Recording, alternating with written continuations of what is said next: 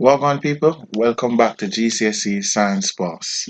In today's video we're going to be looking at how do you measure the speed of waves in a ripple tank. Now this is a common question and students often mess this question up.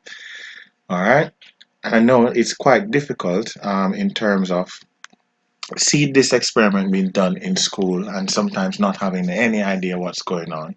Alright, but I will summarize all the steps that you need to write, especially if you're getting a 6 marker, alright, and how to answer this. Okay, this is for any exam board. So what you have here is an oscillating paddle which goes up and down, alright, and then it produces waves on a water, okay, in the ripple tank. Alright, now the shadows of the waves are below. Okay, so how can you measure the speed? Now, firstly, you should know that to measure the speed of a wave, okay, the speed of a wave is measured by the frequency of that wave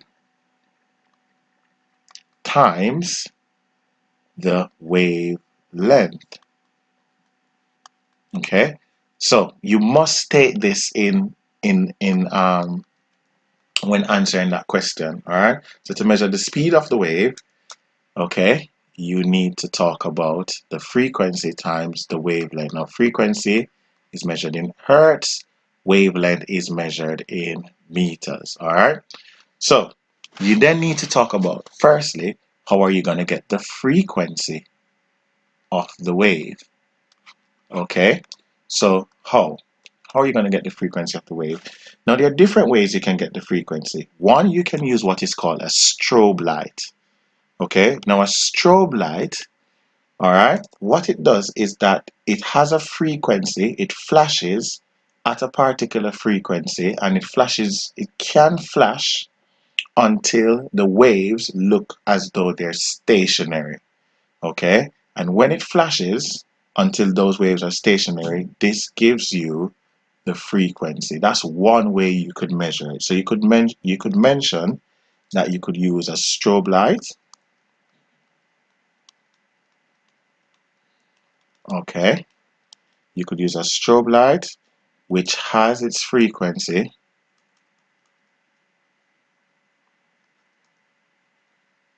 Okay, it has its frequency adjusted.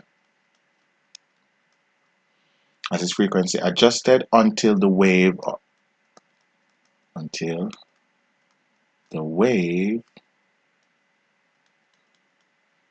appears stationary. Okay, good.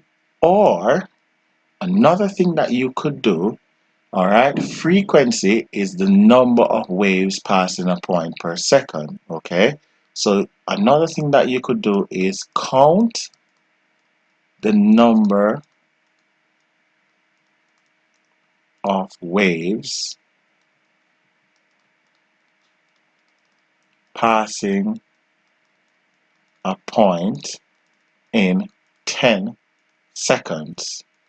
Okay, and then what do you then do? You then divide your answer by 10. Okay, or divide the number of waves you have here by 10, and that will give you the number of waves passing a point per second. All right, so not necessarily your answer. You would divide the number of points, or divide the number of waves per second. Okay, so you're going to divide the number of waves that you've counted, number of waves by 10. Okay, sorry about that. You're going to divide the number of waves by 10. Okay, by 10, and that would give you the number of waves per second. Good. Next up, you need to then work out the wavelength. So now we have the frequency. You then need to work out the wavelength.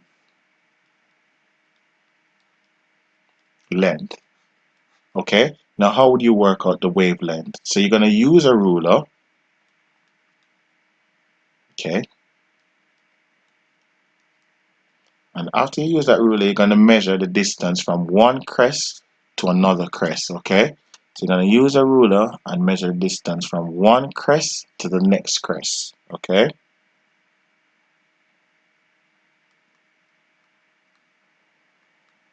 To measure from peak to peak. Okay, good. And then when you measure from peak to peak, you then need to ensure that you convert to meters. Alright, and then after you have both these readings, the frequency and the wavelength, then you are going to plug that into the formula given there. Okay, and that's all you need to state. Alright, you could also mention that you could record with a phone. Okay, so you use your smartphone to do something smart. Alright, so you record with a phone.